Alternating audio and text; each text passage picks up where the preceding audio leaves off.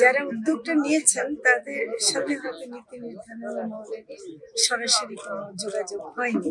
তো এখন আমরা যেহেতু আসছি, আমরা নিজেরাই আসছি এবং আমাদের মৎস্য অধিদপ্তরের কর্মকর্তাদের সাথে আমার এর আগেও কথা হচ্ছে। আসলে আমি দেখে যেটা খুব অভিভূত হলাম সেটা হলো যে আমাদের যে আসলে যদি একটু সক্ষমতা বাড়ানো যায়, বাংলাদেশে কিন্তু চিংড়ি শিল্পের বিশাল উন্নতি সম্ভব এবং সেটা আমাদের প্রাইভেট সেক্টর যে করে দেখাচ্ছেন, তারা বিনিয়োগ করেছেন, তারা এর পিছনে দক্ষতা খাটাচ্ছেন, এমনকি এটা বিজ্ঞান ভিত্তিকও হচ্ছে।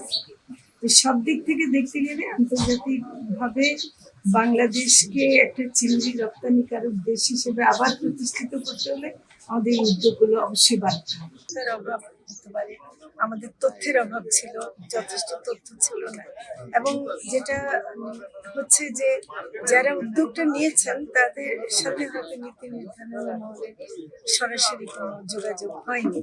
তো এখন আমরা যেহেতু আসছি, আমরা নিজেরাই আসছি এবং আমাদের মৎস্য অধিদপ্তরের কর্মকর্তাদের সাথে আমার এর আগেও কথা হচ্ছে। তাদের কিছু কনসার্ন আসলে ছিল, যাতে কোনো সন্দেহ নেই, এবং ভারত থেকে আসা পোনা নিয়ে আমরা করব, তারপর ফিডটাও সেখান থেকে আনবো। আমরা যতদিন নিজেরা ফিড উৎপাদন করতে না পারছি, এটাতে সংকট থেকে ফিড এই দুটা কিন্তু আমাদের নিজেদের।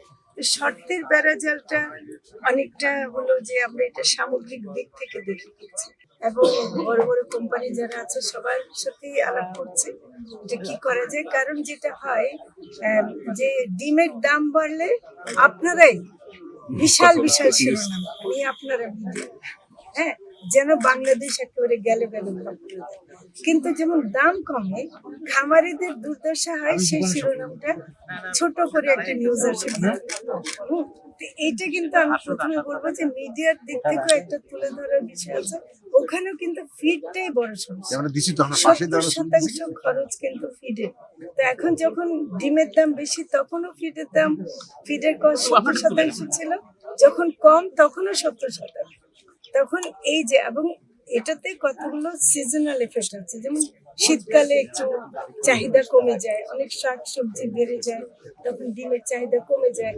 আবার অন্য বর্ষাকালে বা অগাস্ট সেপ্টেম্বর মাসে সবজি থাকে না বা থাকে না, তখন ডিমের উপর নির্ভরশীল হয়। তো এই যে নানা কারণে এটা হয়, এটা আমরা এবার চাচ্ছি যে সরকারি পর্যায় থেকে প্রাইস সাপোর্ট দেয়া, এটা কৃষি পণ্যের ক্ষেত্রে সত্য।